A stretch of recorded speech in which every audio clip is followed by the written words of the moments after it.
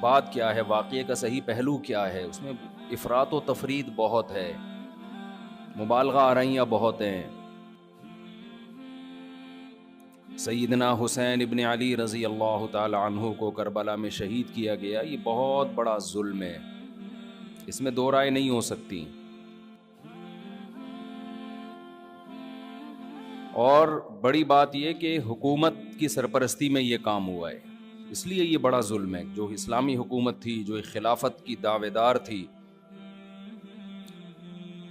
شاید اسلامی تاریخ میں اس سے بدترین واقعہ ہمیں نہیں ملتا۔ لیکن یہ ایک واقعہ ہے، محرم کا اس سے براہ راست کوئی تعلق نہیں ہے۔ واقعات تو کسی نہ کسی مہینے میں ہوتے ہیں، کسی نہ کسی تاریخ کو ہوتے ہیں،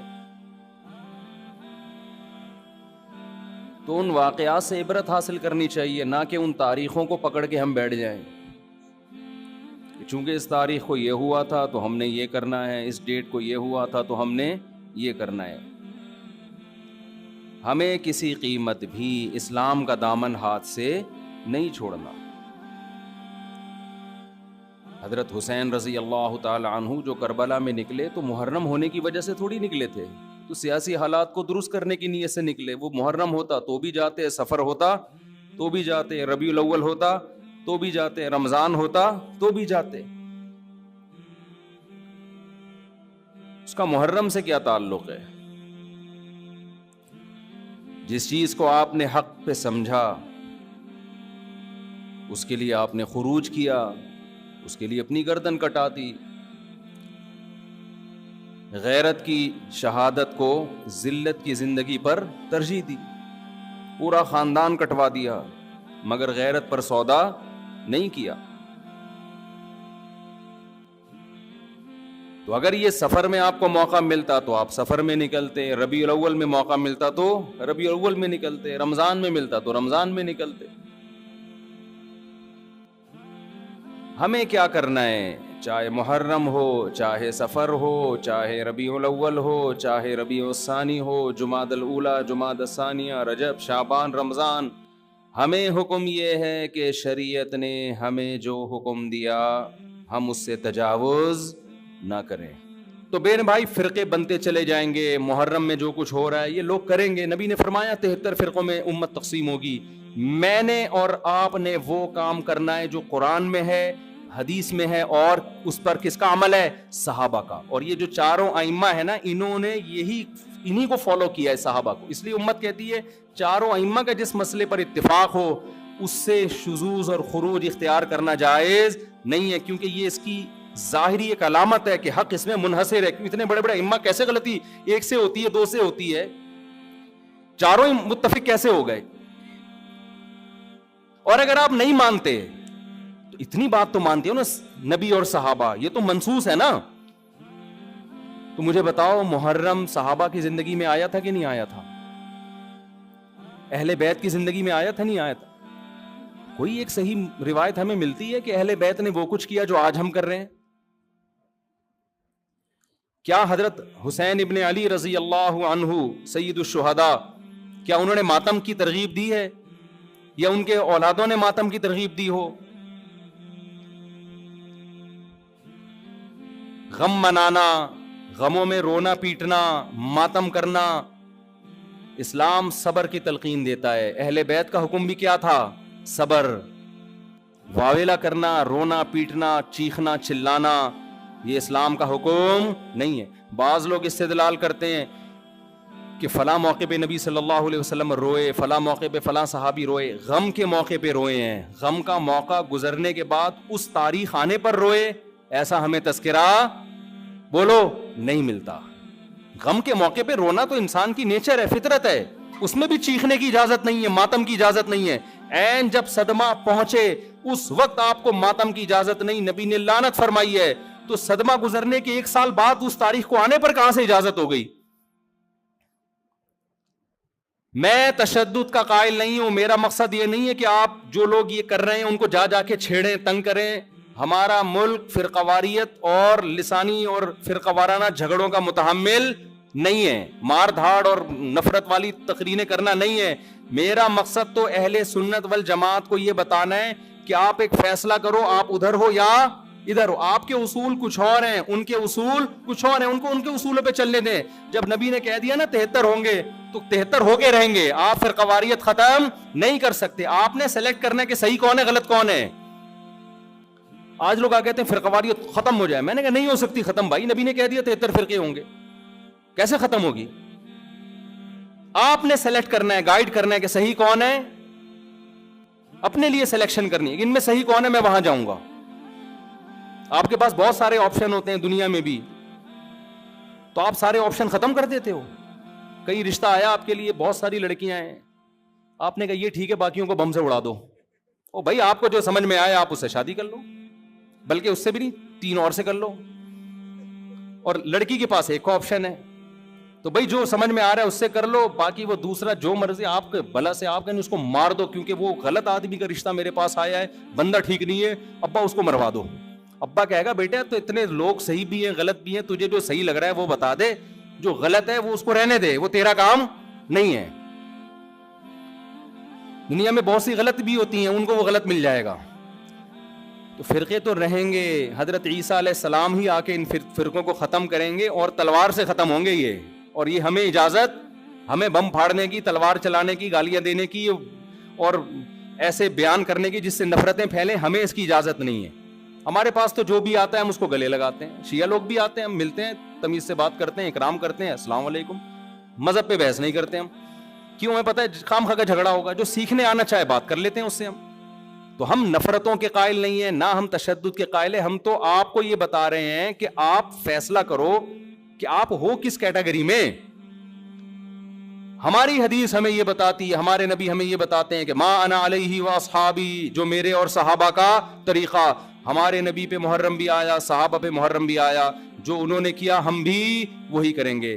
ہمارے نبی کی زندگی میں ربیع الاول آیا, صحابہ کی زندگی میں خلفائے راشدین کی زندگی میں آیا, جو انہوں نے کیا ہم بولو نا وہ کریں گے. انہوں نے کیا کیا؟ صبر کیا ہے. غم کے موقع پہ کیا کیا ہے؟ صبر کیا ہے. تو ہم بھی کیا کریں گے؟ صبر. یا ہمیں اجازت دی ہے قاتل سے قصاص لیں. حضرت حسین کے قاتل اگر آج ہمیں مل جائیں, ہم انشاءاللہ ان کو زندہ نہیں چھوڑیں گے. جب نہیں ہے ہمارے پاس, ہمارے دور میں نہیں ہے, تو اللہ سے ہم دعا کرتے اللہ ان سے انتقام لے قیامت کے دن. حضرت حسین کے خون کا بدلہ لے اللہ ان سے, اور لے گا, اللہ کیوں چھوڑے گا. لیکن اگر ہم نے اس حدود سے تجاوز کر کے ہم نے وہ کچھ کیا جو اللہ اس کے رسول کی منشا کے خلاف ہے, تو میرے بھائی جہاں قاتلوں سے سزا لی جائے گی, اللہ ہمیں بھی نہیں چھوڑے گا. کہ یہ کون سی اہل بیت کی تعلیمات تھی جس پر تم عمل کر رہے ہو. سفید لباس اسلام میں پسندیدہ ہے, ٹھیک ہے, نبی نے ہر رنگ کا لباس پہنا ہے, پسند کس کو کیا؟ سفید. وہ محرم میں بھی پسندیدہ, وہ سفر میں بھی, وہ ربیع الاول میں. جیسے ہی رشتہ میسر ہو, اسلام حکم دیتا ہے نکاح میں تاخیر نہ کرو, چاہے محرم ہو. محرم ہے تو سفر تک ڈیلے نہ کریں, سفر میں رشتہ ملا تو ربیع الاول تک ڈیلے نہ کریں. ویسے بھی میرے بھائی جس نے 4 شادیاں کرنی ہوں گی, وہ اگر ڈیلے کرنا شروع کر دے تو اس کی ہو گئی. پھر اسلام میں تو یہ کہ جلدی نکاح کرو. محرم میں بھی کریں, جو نہیں کر رہے ان کو چھوڑ دیں, اپنے ان کا فرقہ ہے, ان کا مسلک ہے, چھیڑے نہیں کسی کو, جا کے بحث نہ کریں. دفتروں میں بحثیں خامخواہ کی شروع ہو جاتی ہیں. آپ نے اپنے بارے میں فیصلہ کرنا, میں کدھر ہوں, میں کدھر کھڑا ہوں. جو کالے کپڑے پہننے دیں, نہ ان پہ طنز کریں, نہ ان پہ ہوٹنگ کریں, یہ جائز نہیں ہے, اس سے نفرتیں پیدا ہوں گی. جو کر رہا ہے کرنے دو. آپ کے بچے جب پوچھیں ابو انہوں نے کالے کپڑے پہنے, بولیں بیٹا ان کا فرقہ ہے, ہم لوگ اس فرقے کے نہیں, ختم ہو گئی بات. تو ابو ہم اس فرقے, ہم کیوں نہیں ہیں؟ بیٹا ہم, حدیث میں آتا ہے کہ ما انا علیہ و اصحابی. جب بچہ آپ کا پوچھے نا تو آپ بتائیں حدیث میں آتا ہے جو میرے اور صحابہ نے, چونکہ صحابہ نے یہ نہیں کیا تو ہم بھی نہیں کر رہے. تو بیٹا پوچھے گا پھر یہ کیوں کر رہے ہیں, تو بیٹا جو ان کا کام ہے وہ ان سے پوچھنے کا ہے, وہ مجھ سے پوچھنے کا نہیں ہے. اب بچہ جائے گا ان سے پوچھنے کے لیے, اس کو بولیں بیٹا جب بڑے ہو جاؤ گے نا پھر جا کے پوچھنا, ابھی پوچھا تو رپلائی بھی ہوگا, اس سے کیا پیدا ہوگا؟ فتنہ.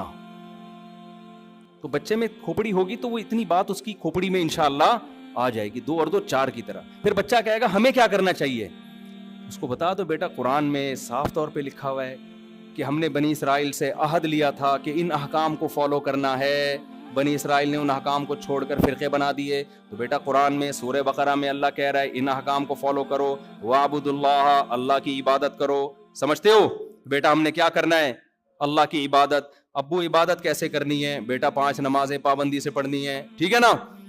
زندگی میں ایک دفعہ حج کرنا ہے بیٹا, سال میں ایک دفعہ زکوٰۃ دینی ہے, اس کے حکام علماء سے پوچھ لو.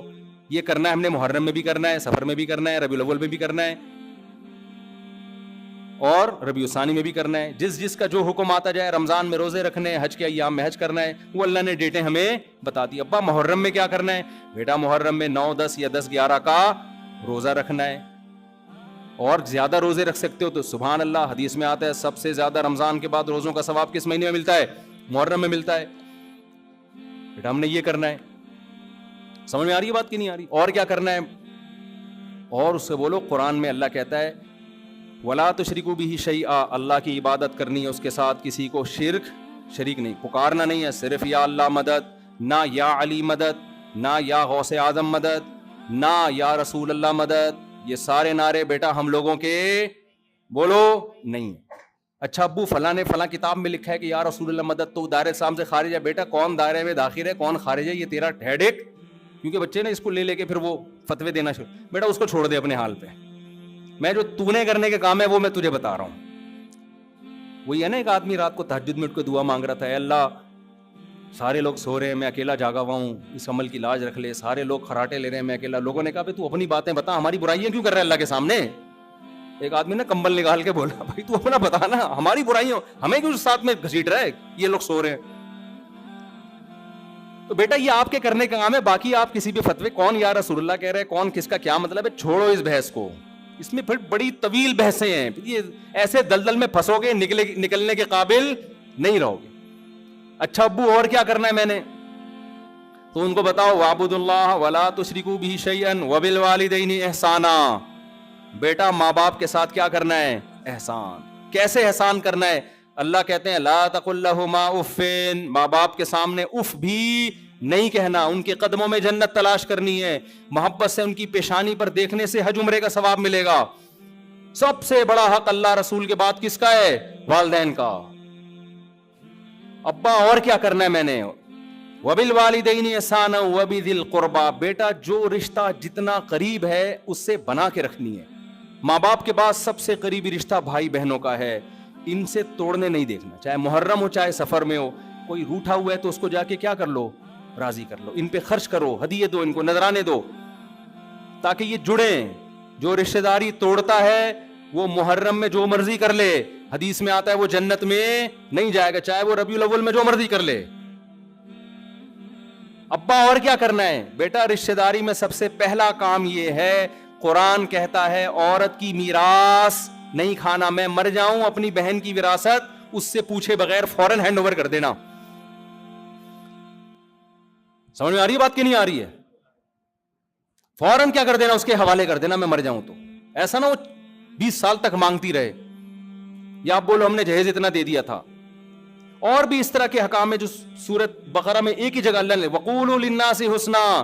جب بھی لوگوں سے بات کرنی ہے اچھے اخلاق سے بات کرنی, تمیز سے بات کیا کرو. بیٹا جب تم بات کرتے ہو تو لگتا نہیں ہے کہ تم نے تمیز کہیں سے سیکھی بھی ہے. آہستہ آواز میں بات کیا کرو, دھیمے لہجے میں بات کیا کرو. یہ تو نہ کہیں تمیز سیکھی بھی نہیں ہے پھر اور بدتمیز بن جائے گا. تو وَقُولُوا لِلنَّاسِ حُسْنًا وَأَقِیمُوا الصَّلَاةَ. نمازوں کو پابندی سے قائم کرو. یہ ہمارا اسلام ہے جو محرم میں بھی ہے, سفر میں بھی ہے, ربیع الاول میں بھی ہے. اس کے علاوہ جو کچھ ہے میرے بھائی وہ ہماری اپنی اختراع